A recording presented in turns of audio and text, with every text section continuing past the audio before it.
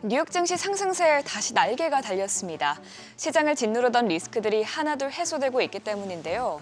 간밤 백악관에서 상호관세 유예 기간을 연장할 수 있다고 밝히면서 관세 불확실성마저 사라질 것으로 기대되자 3대 지수는 모두 날아올랐습니다. 마감 상황 보면 다우 지수는 0.94% 올랐고 S&P 500 지수는 0.8% 오르면서 장중 고점을 높이기도 했습니다. 또 이어서 나스닥 지수도 0.97%로 큰 폭으로 뛰었습니다. AI 붐이 되살아나면서 빅테크 기업들도 연일 상승 랠리를 이어가고 있습니다. 엔비디아는 어제 마이크론의 호실적에 힘입어서 오늘도 상승했는데요. 역대 최고가를 하루 만에 다시 경신했습니다. 또 아마존도 월가에서 낙관으로 내놓으면서 오늘 2% 넘게 뛰었고요. 다만 AI 경쟁에서 밀리고 있는 애플만 오늘 0.28% 떨어진 채 마감했습니다. 시청 6위부터도 보면 마이크론 훈풍에 브로드컴이 2% 넘게 상승 마감했고 메타에서는 오픈 AI 연구원 3명을 영입했다는 소식이 나왔는데 AI 성장에 계속해서 박차를 가하고 있는 것으로 보이면서 오늘도 2.46% 올랐습니다. 반면에 테슬라는 기대를 모았던 로보택시에 계속해서 오류가 속출하면서 오늘도 하락세를 이어간 채 거래를 마쳤습니다. 오늘 시장의 가장 큰 이슈는 상호관세 연장 소식이었죠. 간밤 캐롤라인 레벳 백악관 대변인은 7월 8일로 예정되었던 상호관세 유예 시한이 꼭 중요한 것은 아니다라면서 연장 가능성도 있고 또 이는 트럼프 대통령이 결정할 사안이라고 말했습니다. 레빗의 발언은 트럼프 대통령이 실제로 고율의 상호관세를 실행에 옮기지 않을 것이라는 기대감을 키우면서 시장의 훈풍을 불어넣었습니다. 또 이외에도 간밤 트럼프 대통령이 파월 의장의 후임을 조기 발표할 수 있다는 소식도 시장에 영향을 미쳤습니다. 파월 의장의 임기는 내년 5월까지로 11개월이나 남아있는데 어제 월스트리트 저널은 트럼프 대통령이 파월 의장의 후임을 9월에서 10월 혹은 여름 중에 발표할 가능성이 있다고 밝혔습니다. 이렇게 정치권에서 통화 정책에 대한 통제를 강화하면서 연준의 독립성이 훼손될 수 있다는 우려가 커졌고요.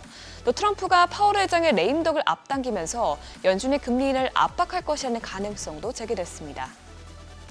이 소식에 오늘 달러와 국채금리 모두 약세를 보였는데요. 우선 달러는 오늘도 0.37% 빠지면서 2022년 3월 이후 3년 만에 가장 낮은 수준까지 떨어졌습니다.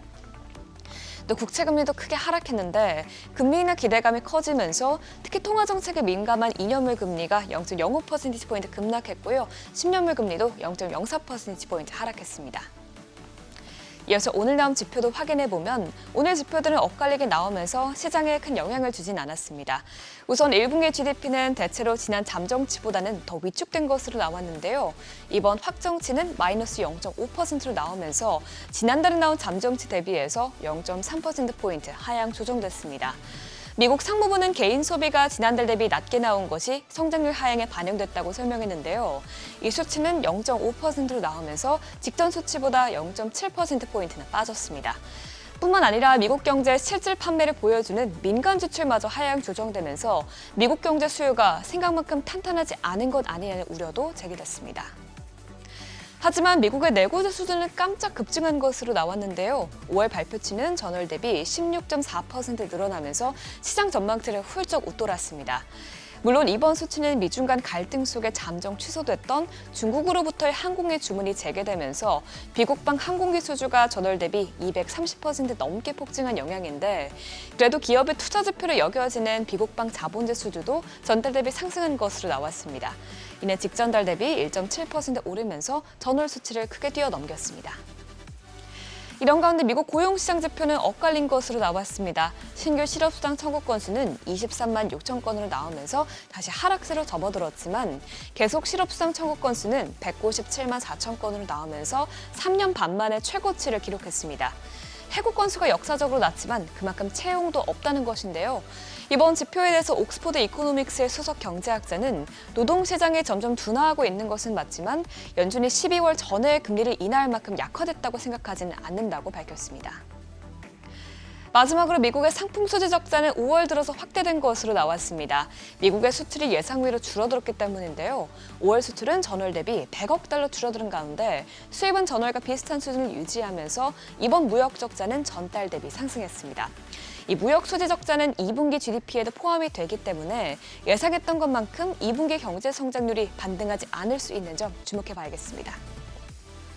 국제유가는 소폭 상승세를 이어갔습니다. 그동안 4거래일 연속으로 크게 빠지다 보니 저가 매수세가 연일 들어오고 있는 것으로 보이는데요.